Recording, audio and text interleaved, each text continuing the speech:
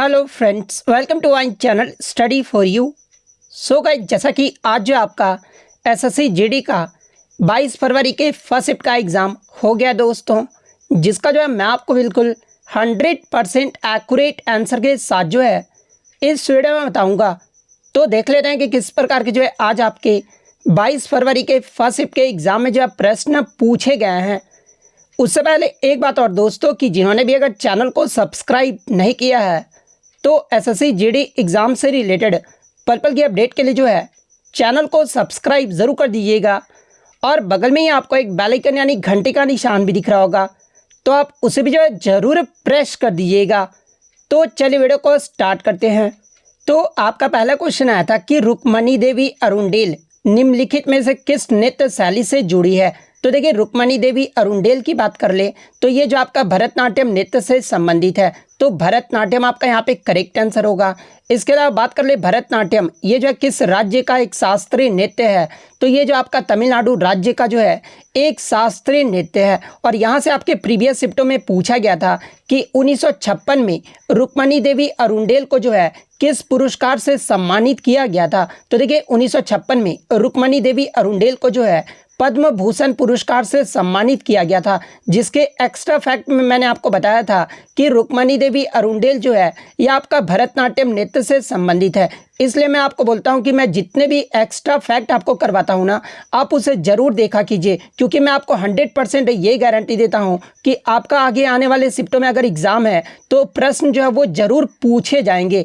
इसके अलावा अन्य पुरस्कार की बात कर ले तो देखिए, रुक्मणी देवी अरुणडेल को 1957 में जो है संगीत नाटक अकेडमी पुरस्कार से सम्मानित किया गया था। इन्हें 1984 में जो है कालिदास सम्मान से जो है सम्मानित किया गया था। अब देखिए, कालिदास सम्मान से यहाँ पूछा जाता है कि ये जो आपका कालिदास सम्मान है ना, ये किस राज्य के द्वारा जो है वो दिया जाता है। तो देखिए, कालिदास सम्मान जो है ये आपके मध्य प्रदेश राज्य के द्वारा जो है वो दिया जाता है।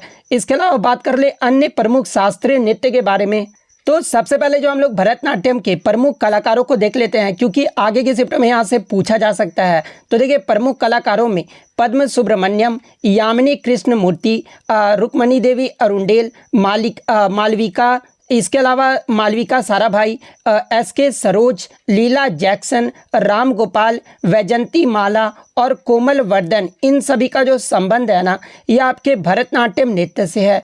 इसके अलावा अगर कथक नृत्य के प्रमुख कलाकार की बात कर ले तो देखिए, कथक नृत्य में जो है आपके पंडित लच्छू महाराज, अच्छन महाराज, पंडित शंभू महाराज, इसके अलावा दमयंती जोशी, यहाँ पे दमयंती जोशी कर लीजिएगा, सितारा देवी, चंद्रलेखा, शोभना नारायण, गोपी कृष्ण, पंडित बिरजू महाराज, सुखदेव महाराज, मालविका सरकार, सुखदेव महाराज, इन सभी का जो संबंध है ना, ये आपके कथक नृत्य से है। और कथक ये जो है किस राज्य का एक शास्त्रीय नृत्य है। तो ये जो आपका उत्तर प्रदेश राज्य का जो है एक शास्त्रीय नृत्य है।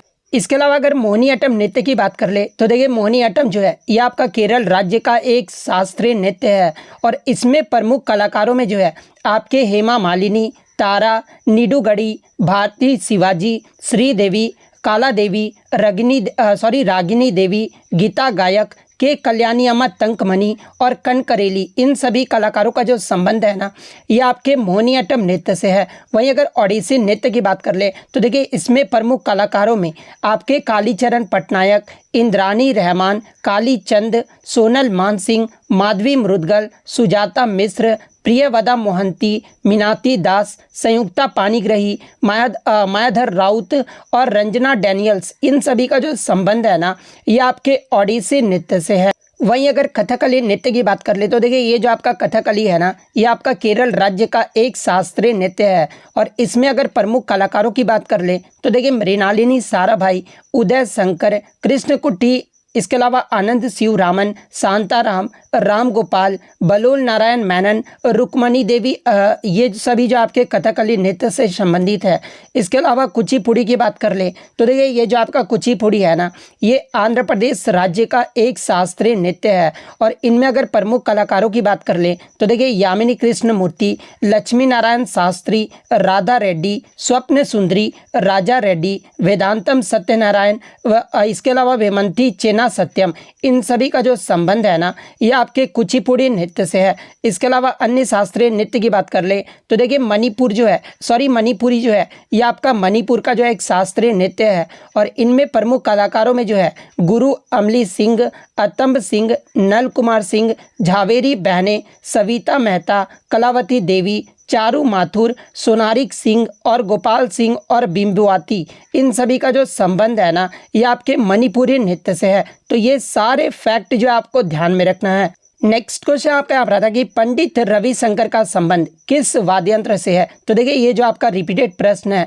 पंडित रविशंकर का जो संबंध है ना ये आपके सितार वाद्य यंत्र से है, तो सितार आपका करेक्ट आंसर होगा।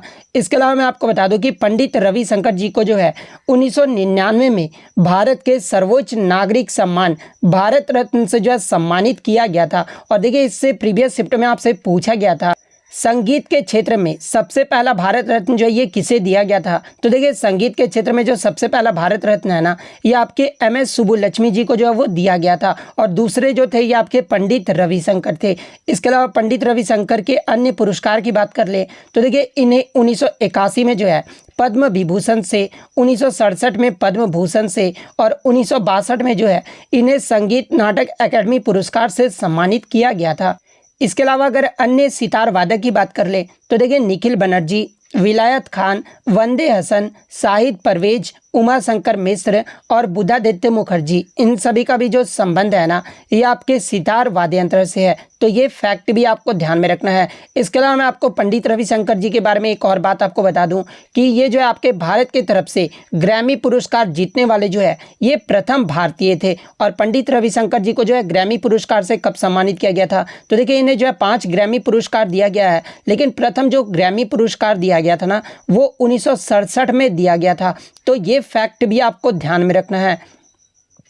नेक्स्ट आपका यहाँ पर आता है कि अंजुम चोपड़ा ये जो है किस खेल से संबंधित है। तो देखिए अंजुम चोपड़ा जो है ये आपका महिला क्रिकेट से संबंधित है, तो क्रिकेट आपका यहाँ पे करेक्ट आंसर होगा। नेक्स्ट क्वेश्चन आपका यहाँ पर आता है कि एक फुटबॉल टीम में कितने खिलाड़ी होते हैं। तो देखिए एक फुटबॉल टीम में जो है आपके 11 खिलाड़ी होते हैं, तो 11 खिलाड़ी आपका यहाँ पे करेक्ट आंसर होगा। इसके अलावा 11 खिलाड़ी और किस किस खेल में होते हैं। तो देखिए क्रिकेट और हॉकी में भी जो है ये आपके 11 खिलाड़ी होते हैं, तो ये पॉइंट भी आप ध्यान में रखिएगा। इसके अलावा प्रमुख खेल और खिलाड़ियों की संख्या देख लेते हैं, जहाँ से आगे के शिफ्ट में आपसे प्रश्न बन सकता है। जैसे कि कबड्डी में कितने खिलाड़ी होते हैं। तो देखिए कबड्डी में जो आपके 7 खिलाड़ी होते हैं, खो खो में आपके 9 खिलाड़ी होते हैं, फुटबॉल में 11, ये तो मैंने आपको बता दिया। पोलो में जो आपके 4 खिलाड़ी होते हैं, शतरंज में जो आपके 2 खिलाड़ी होते हैं, बेसबॉल में जो आपके 9 खिलाड़ी होते हैं, नेट बॉल में आपके 7 खिलाड़ी होते हैं, जिम्नास्टिक में आपके 8 खिलाड़ी होते हैं, रग्बी फुटबॉल में जो आपके 15 खिलाड़ी होते हैं। इसके अलावा अगर स्नूकर की बात कर ले तो देखिए स्नूकर में जो आपके 1 खिलाड़ी होते हैं, बॉक्सिंग में आपके 2 खिलाड़ी होते हैं। इसके अलावा वाटर पोलो में जो आपके 7 खिलाड़ी होते हैं, वॉलीबॉल का अगर पूछा जाए तो इसमें आपके 6 खिलाड़ी होते हैं, बास्केटबॉल में जो आपके 5 खिलाड़ी होते हैं, हैंडबॉल में आपके 7 खिलाड़ी होते हैं। इसके अलावा फुट एक वॉलीबॉल होता है जिसे सेपक टकराव भी कहा जाता है, इसमें आपके जो है 3 खिलाड़ी होते हैं। इसके अलावा गोल्फ में जो आपका ही खिलाड़ी एक साथ होते हैं, तो इसमें जो आपका कोई भी जो है निश्चित नहीं है। बैडमिंटन की बात कर ले तो देखिए बैडमिंटन में जो आपका 1 या 2 खिलाड़ी होते हैं, और लॉन टेनिस में भी जो आपका 1 या 2 खिलाड़ी खेले जाते हैं।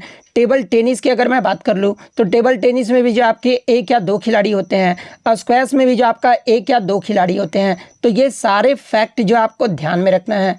नेक्स्ट क्वेश्चन आपका यहाँ पर आता है कि साइमन कमीशन जो है भारत में कब आया था। तो देखिए अगर साइमन कमीशन की बात कर ले तो देखिए ब्रिटिश सरकार ने जो है वर्ष 1927 में भारत सरकार अधिनियम 1919 की समीक्षा करने के लिए जो है साइमन कमीशन की जो नियुक्ति है वो किया गया था। और देखिए भारत में साइमन कमीशन जो ये कब आया था। तो देखिए भारत में जो साइमन कमीशन है ना ये आपका 3 फरवरी 1928 को आया था, तो 3 फरवरी 1928 आपका यहाँ पे करेक्ट आंसर होगा।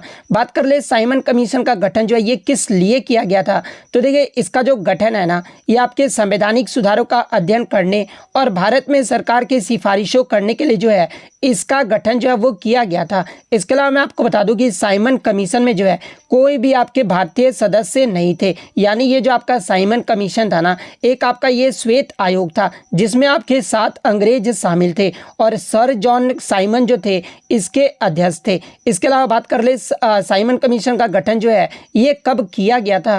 तो देखिए साइमन कमीशन का जो गठन है ना, ये 26 नवंबर 1927 को जो है वो किया गया था। इसके अलावा एग्जाम में यहाँ से प्रश्न बनता है कि साइमन कमीशन के बहिष्कार का जो प्रस्ताव है ना, ये किस कांग्रेस अधिवेशन में पारित किया गया था। तो देखिए साइमन कमीशन के बहिष्कार का जो प्रस्ताव पारित है ना, ये कांग्रेस के मद्रास अधिवेशन में किया गया था। और साइमन कमीशन अपना जो पहला रिपोर्ट है ये कब प्रस्तुत किया था। तो देखिए साइमन कमीशन के द्वारा 27 मई 1930 को जो है अपना रिपोर्ट जो है वो प्रस्तुत किया गया था। तो ये सारे फैक्ट जो आपको ध्यान में रखना है।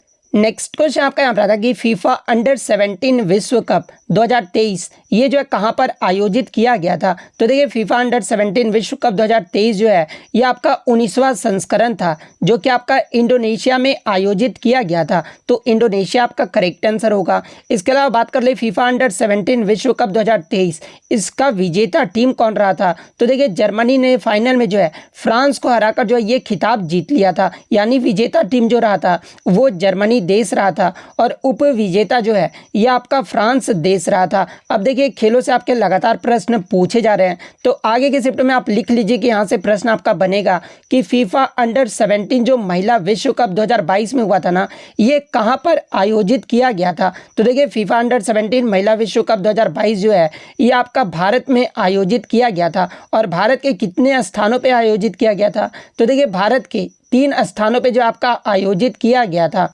और वो 3 स्थान कौन कौन से हैं। तो पहला तो आपका उड़ीसा के कलिंग स्टेडियम में जो है आयोजित किया गया था। सेकंड आपका गोवा के पंडित जवाहरलाल नेहरू स्टेडियम में आयोजित किया गया था। थर्ड आपका नवी मुंबई के जो है DY पाटिल स्टेडियम में आयोजित किया गया था। तो ये तीनों जगह का नाम भी आपको ध्यान में रखना है। इसके अलावा मैं आपको बता दूं कि फीफा अंडर 17 महिला विश्व कप 2022 की विजेता टीम कौन रही थी। तो ये आपका स्पेन रही थी। फाइनल में स्पेन ने जो है कोलंबिया को हराकर ये जो है दूसरी बार जो है खिताब अपने नाम कर लिया था। तो ये फैक्ट भी आपको ध्यान में रखना है। नेक्स्ट क्वेश्चन आपका यहाँ रहा था कि राधा श्रीधर ये जो आपका किस शास्त्रीय नृत्य से संबंधित है। तो देखिए राधा श्रीधर की बात कर ले तो ये जो आपका भरतनाट्यम नृत्य से संबंधित है। तो भरतनाट्यम आपका करेक्ट आंसर होगा। इसके अलावा मैं आपको बता दूं कि भरतनाट्यम नृत्य के लिए जो है इन्हें 2018 में जो है संगीत नाटक अकेडमी पुरस्कार से भी जो है सम्मानित किया गया था।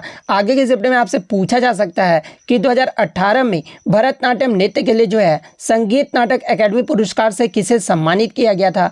तो ये राधा श्रीधर को जो है सम्मानित किया गया था। तो ये पॉइंट भी आपको ध्यान में रखना है। इसके अलावा अगर भरतनाट्यम नृत्य की बात कर ले तो देखिए भरतनाट्यम नृत्य को जो है ये आपका दशा अट्टम के नाम से भी जो है वो जाना जाता है। नेक्स्ट आपका यहाँ पर आता है कि हड़प्पा ये जो है किस नदी के तट पर स्थित है। तो देखिए हड़प्पा की बात कर ले तो ये जो आपका रावी नदी के तट पर स्थित है। और ये जो आपका रावी नदी है ना, ये सिंधु नदी का जो है बाएं किनारे की जो है वो सहायक नदी है। तो रावी नदी आपका करेक्ट आंसर होगा। नेक्स्ट क्वेश्चन आपका यहाँ पर आता है कि किसी देश राज्य नगर या अन्य क्षेत्र में रहने वाले व्यक्तियों की औसत जो आय होती है ना उसे क्या कहा जाता है। तो देखिए इसे जो आपका प्रति व्यक्ति आय यानी पर कैपिटा इनकम जो है वो कहा जाता है। तो पर कैपिटा इनकम आपका करेक्ट आंसर होगा। नेक्स्ट क्वेश्चन आपका यहाँ पर आता है कि भारतीय संविधान के किस अनुच्छेद के अनुसार भारत के प्रत्येक नागरिक का यह कर्तव्य होगा कि वह संविधान का पालन करे और उसके आदर्शों और संस्थानों के साथ साथ राष्ट्रीय ध्वज और राष्ट्रगान का सम्मान करे। ये जो है किस अनुच्छेद में कहा गया है। तो देखिए भारतीय संविधान का अनुच्छेद 51 का जो क्लोज ए है ना, इसमें आपका कहा गया कि भारत में प्रत्येक नागरिक का यह कर्तव्य होगा कि वह संविधान का पालन करे और उसके आदर्शों और संस्थानों के साथ साथ राष्ट्रीय ध्वज और राष्ट्रगान का जो है सम्मान करे। ये जो आपका अनुच्छेद 51A का जो है क्लोज ए में कहा गया है। तो ये जो आपका यहाँ पे करेक्ट आंसर होगा। अब देखिए ये जो आपका अनुच्छेद 51A है ये आपका मौलिक कर्तव्य के अंतर्गत आ जाता है। और वर्तमान में जो आपके मौलिक कर्तव्यों की संख्या वो आपका 11 है। और मौलिक कर्तव्य का वर्णन किस भाग में किया गया है। तो यह जो आपका भाग 4A में किया गया है। और भाग 4 में क्या है। तो देखिए भाग 4 में जो आपका DPSP का वर्णन किया गया है। वहीं अगर एग्जाम में पूछा जाए कि मौलिक कर्तव्य का वर्णन किस अनुच्छेद में किया गया है तो ये आपका अनुच्छेद 51A में किया गया है। तो ये फैक्ट भी आप ध्यान में रखिएगा। अब देखिए 11 मौलिक कर्तव्यों में एक मौलिक कर्तव्य से आपका प्रश्न बन गया है। तो देखिए मौलिक कर्तव्य से अब जो आपका प्रश्न बनेगा कि मौलिक कर्तव्य को जो है कब जोड़ा गया था, तो देखिए मैं आपको बता दूं कि आपके शुरुआत में जो है 51A में जो आपका 10 मौलिक कर्तव्य को जो है वो जोड़ा गया था। और किस संविधान संशोधन के तहत, तो देखिए 42वां जो संविधान संशोधन हुआ था ना, जो कि आपका 1976 में हुआ था। और इसके तहत जो है आपके सरदार स्वर्ण सिंह समिति के सिफारिश पर आपका 10 मौलिक कर्तव्य को जो है संविधान में जोड़ा गया था। और 11वां जो मौलिक कर्तव्य है ना, यह आपका 86वां जो संविधान संशोधन हुआ था ना, जो कि आपका 2002 में हुआ था, इसके माध्यम से जो है 11वें मौलिक कर्तव्य को जो है वो जोड़ा गया था। तो आज आपका 51A का क्लोज ए पूछ लिया है। अगर 51A के अगर बी की बात कर ले, क्लोज बी की बात कर ले, तो देखिए 51A के क्लोज बी में आपका कहा गया है कि उन महान आदर्शों को समझाना और उनका पालन करना जिन्हें हम भारतीय स्वतंत्रता संग्राम जो है वो प्रेरित करते हैं। तो ये जो आपका क्लोज बी में जो है वो कहा गया है। इसके अलावा अन्य मौलिक कर्तव्य की बात कर ले, तो देखिए भारत की संप्रभुता, एकता और अखंडता को बनाए रखना और उसकी रक्षा करना, ये जो आपका अनुच्छेद 51A के क्लोज सी में कहा गया है। देश की रक्षा करना और ज़रूरत पड़ने या फिर कहे जाने पर राष्ट्रीय सेवाएं प्रदान करना, ये जो आपका अनुच्छेद 51A के क्लोज डी में कहा गया है। इसके अलावा अनुच्छेद 51A के क्लोज ई की बात कर ले, तो देखिए इसमें आपका कहा गया कि भारत के सभी लोगों के बीच धार्मिक, भाषाई और क्षेत्रीय या फिर अनुभागीय विविधताओं से परे सद्भाव और समान भाईचारे की भावना को बढ़ावा देना और महिलाओं के सम्मान के लिए अपमानजनक प्रथाओं को जो है वो त्याग करना, ये जो आपका अनुच्छेद 51A के जो है क्लोज ई में जो है वो कहा गया है। वहीं अगर ऐप की बात कर ले, तो इसमें जो आपका हमारी मिली जुली सांस्कृतिक और समृद्ध विरासत को महत्व देना और उसका संरक्षण करना, ये जो आपका क्लोज ऐप में जो है वो कहा गया है। इसके अलावा अगर जी की बात कर ले, तो देखिए वनों, झीलों, नदियों और वन्य जीव सहित प्राकृतिक पर्यावरण का महत्व देना और उसकी रक्षा करना, ये जो आपका क्लोज जी में जो है वो कहा गया है। वहीं अगर एच की बात कर ले, तो देखिए वैज्ञानिक सोच, मानवतावाद और जांच और सुधार की भावना का विकास करना, ये जो आपका क्लोज एच में कहा गया है। वहीं अगर आई की बात कर ले, तो देखिए सार्वजनिक संपत्ति की रक्षा करना और हिंसा से दूर रहना, ये जो आपका क्लोज आई में जो है वो कहा गया है। वहीं अगर क्लोज जे की बात कर ले, तो इसमें आपका जो है व्यक्तिगत और सामूहिक गतिविधि के सभी क्षेत्रों में उत्कृष्टता की दिशा में प्रयास करना और ताकि राष्ट्र निरंतर प्रयास और उपलब्धि के उच्च स्तर तक पहुंच सके, ये जो आपका क्लोज जे में जो है वो कहा गया है। वहीं अगर क्लोज के की बात कर ले, यानी 11वें मौलिक कर्तव्य की बात कर ले, तो 11वें मौलिक कर्तव्य में आपका कहा गया है कि माता पिता या अभिभावक को अपने बच्चों की शिक्षा के अवसर प्रदान करने का कर्तव्य 6 से 14 वर्ष की आयु के बीच, ये जो आपका मामलों के बारे में जो है ये आपका क्लोज के में जो है वो कहा गया है। तो ये फैक्ट भी आपको ध्यान में रखना है। तो ये सारे 11 मौलिक कर्तव्य जो है आगे के शिफ्ट में आपसे पूछे जा सकते हैं। नेक्स्ट क्वेश्चन आपका यहाँ पर आता है कि the process in which gas transform into solid is called, यानी वह कौन सी प्रक्रिया है जिसके द्वारा किसी गैस को ठोस में परिवर्तित किया जाता है। तो देखिए ये जो आपका डिपोजिशन यानी निक्षेपण एक ऐसी प्रक्रिया है जिसमें गैस को ठोस में जो है परिवर्तित किया जाता है। तो निक्षेपण आपका यहाँ पे करेक्ट आंसर होगा। इसके अलावा अगर ऊर्ध्वपातन यानी सब्लिमेशन की बात कर ले, तो देखिए ऊर्ध्वपातन एक ऐसी प्रक्रिया है जिसके द्वारा एक ठोस को जो है द्रव्य में परिवर्तित किए बिना ही जो है ये आपका गैस में जो सीधे परिवर्तित जो है वो किया जाता है, उसे जो आपका ऊर्ध्वपातन जो है वो कहा जाता है। वहीं अगर वाष्पीकरण की बात कर ले, तो देखिए ठोस या द्रव्य को गैस यानी वाष्प में बदलने की जो प्रक्रिया होती है ना, उसे जो है वाष्पीकरण जो है वो कहा जाता है। तो ये फैक्ट भी आपको ध्यान में रखना है। नेक्स्ट क्वेश्चन आपका यहाँ पर था कि रतन टाटा को 2023 में उद्योग रत्न पुरस्कार जो है ये किस राज्य के द्वारा दिया गया है। तो देखिए ये भी आपका जो है रिपीटेड प्रश्न है। बहुत सारे बच्चे बोलते हैं कि सर रिपीट होता है या नहीं प्रश्न, तो आप देख सकते हैं कि आज के शिफ्ट में जो है आपका 6 से 7 प्रश्न जो है वो आपके रिपीट किए गए हैं। तो देखिए रतन टाटा को 2023 में जो है ये महाराष्ट्र सरकार के द्वारा ये जो है उद्योग रत्न पुरस्कार से सम्मानित किया गया है। तो महाराष्ट्र सरकार आपका करेक्ट आंसर होगा। नेक्स्ट क्वेश्चन आपका यहाँ पर आता कि कथक ये जो है क्या है। तो देखिए कथक जहाँ पे ऑप्शन में आपका दिया गया था कि गीत है, नृत्य है, इस प्रकार से ऑप्शन आपका दिया गया था। तो देखिए कथक जो है ये आपका उत्तर प्रदेश राज्य का जो है एक शास्त्रीय नृत्य है, तो नृत्य आपका करेक्ट आंसर होगा। नेक्स्ट क्वेश्चन आपका यहाँ पर आता कि 2011 की जनगणना के अनुसार सबसे कम लिंगानुपात वाला जो है राज्य कौन सा है, जहाँ पे ऑप्शन में आपका तमिलनाडु, राजस्थान, मध्य प्रदेश और आंध्र प्रदेश दिया गया था। यहाँ पर हरियाणा जो आपका नहीं दिया गया था। तो देखिए मैं आपको बता दूं कि 2011 की जनगणना के अनुसार सबसे कम लिंगानुपात वाला जो राज्य रहा था ना, ये आपका हरियाणा राज्य रहा था। हरियाणा का जो लिंगानुपात है ना, वो आपका प्रति 1000 पुरुषों पर जो है 879 महिलाएं थी। तो ये हरियाणा तो ऑप्शन में नहीं दिया गया था। लेकिन अगर ओवरऑल की बात कर ले तो देखिए ओवरऑल में यानी यूटी और राज्य में सबसे कम लिंगानुपात जो रहा था वो आपका दमन और दीव का रहा था। दमन और दीव का जो लिंगानुपात है ना, ये आपके प्रति 1000 पुरुषों पर जो है 618 महिलाएं थी। तो ये भी आपका ऑप्शन में नहीं दिया गया था। तो ऑप्शन में आपका एक बचा था राजस्थान दिया गया था। तो देखिए राजस्थान का जो लिंगानुपात है ना, ऑप्शन के अकॉर्डिंग सबसे कम रहा था। राजस्थान का जो लिंगानुपात है ये आपका 928 रहा था। तो राजस्थान आपका करेक्ट आंसर होगा।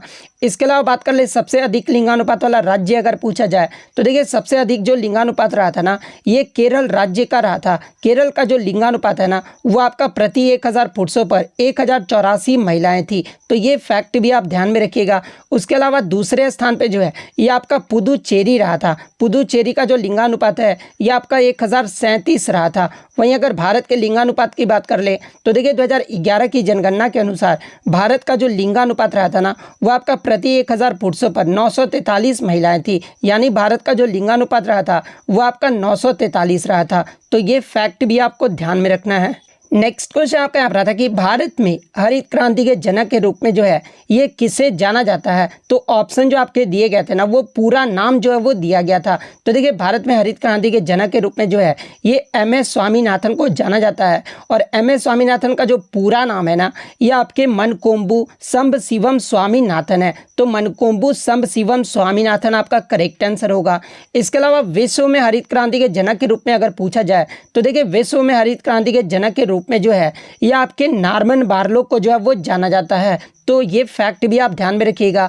अब देखिए हरित क्रांति से जो है आपके लगातार प्रश्न पूछे जा रहे हैं। तो देखिए हरित क्रांति शब्द को सबसे पहले जो है ये डॉक्टर विलियम गिडे के द्वारा जो है इसे गढ़ा गया था। तो ये पॉइंट भी आपको ध्यान में रखना है। और इससे प्रीवियस शिफ्ट में आपसे पूछा गया था कि हरित क्रांति को जो और किस नाम से जाना जाता है। तो देखिए हरित क्रांति को जो है ये तीसरी क्रांति या फिर गेहूं क्रांति के नाम से जो है इसे जाना जाता है। इसके अलावा बात कर ले हरित क्रांति का संबंध ये जो है किससे है। तो देखिए हरित क्रांति का जो संबंध है ना, ये आपके खदान से है। और खदान में भी जो है विशेषकर आपके चावल और गेहूं के उत्पादन से संबंधित है। तो ये फैक्ट भी आप ध्यान में रखिएगा। अब देखिए क्रांतियों की बात आ गई है तो महत्वपूर्ण क्रांति से देख लेते हैं उत्पादन संबंधित कौन कौन से हैं। तो देखिए हरित क्रांति तो ये आपका खदान उत्पादन से संबंधित है।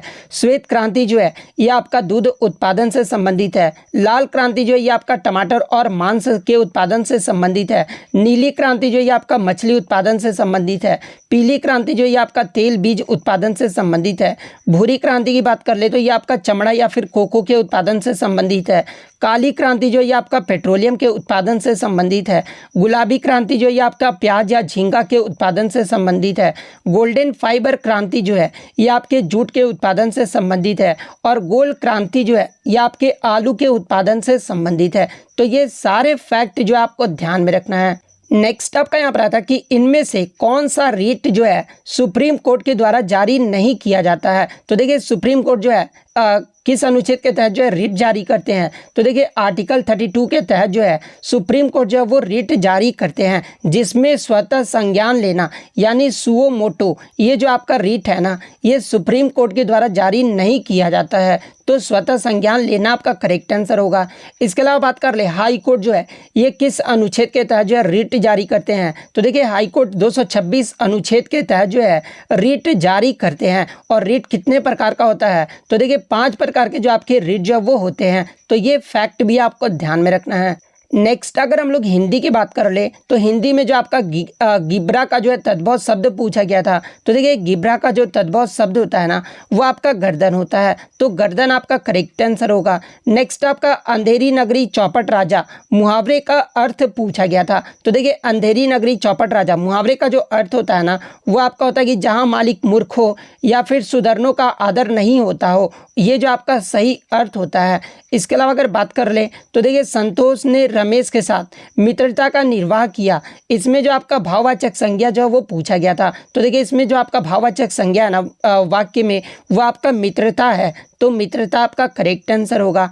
नेक्स्ट आपका यहाँ पर आता है कि दुर्भावना का जो है विलोम शब्द पूछा गया था। तो देखिए दुर्भावना का जो विलोम शब्द होता है ना ये आपका सद्भावना होता है, तो सद्भावना आपका करेक्ट आंसर होगा। सौभाग्य का विलोम शब्द पूछा गया था, तो दुर्भाग्य आपका करेक्ट आंसर होगा।